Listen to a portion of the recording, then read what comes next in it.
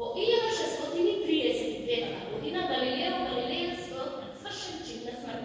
Зошто? Затоа што се осмелил да каже дека Земјата не е центарот на Вселената. Бил принуден да подпише документ за кој ја негира собствената наука. Подпишал. Но легендата вели дека додека се оддалечува, тихо прошептал и сепак се врати. Што значи ова? Значи дека вистината не зависи од нашето прифаќање. Можеш да ја негираш, можеш да ја затвориш во келија, може дори да ја запалиш на вода. Но таа останува она што е вистина. Го промотуваме времето напред. Во 1915 година Алберт Ајнштајн ја формулирал теоријата на релативност. Откритие што засекогаш ќе го промени начинот на кој го разбираме свет. Тој покажа дека времето и просторот не се фиксни, туку дека се свиткуваат, истегнуваат и менуваат зависно од гравитацијата. Тој бил убеден дека Вселената секогаш постои.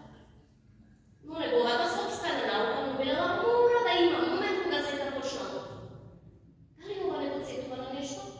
Како беше она? Во почетокот Бог ги создаде небото и земјата. Кога конечно Ајнштајн го прифатил ова откритие, рекол: колку повеќе ја проучувам природата, толку повеќе се восхитувам на нејзиниот создател. А сега да зборуваме за една случајност. Земјата се наоѓа точно 149,6 милиони километри од сонцето, баш случајно. Ако беше само за милиметар подалеку, ќе бевме смртнати.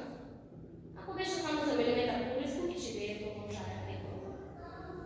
Но не, не е ни едното ни другото. Еднаш еден многу мој драг човек рекол: премногу случајности на едно случајно место за се ова да биде случајно. Верата без наука може да стане слепа на теза. Науката без вера е излишен механизам, но кога се заедно, ќе откриваат нешто многу поголемо. Творецот што стои зад себе. Јас нема да прашам дали веруваш во Бог. Јас ќе ве прашам како може да гледаш низ телескоп во бесконечниот космос. Да гледаш низ микроскоп во сложеноста на клетите и се уште да не го видиш него? Науката ни дава знаење, верата ни дава смисла. Науката ни дава факти, верата ни дава вистина, вистината. Не се плаши. Ниту од експерименти, ниту од молитви. Не ги затварај очите пред науката, ниту срцето пред оно што го надминува.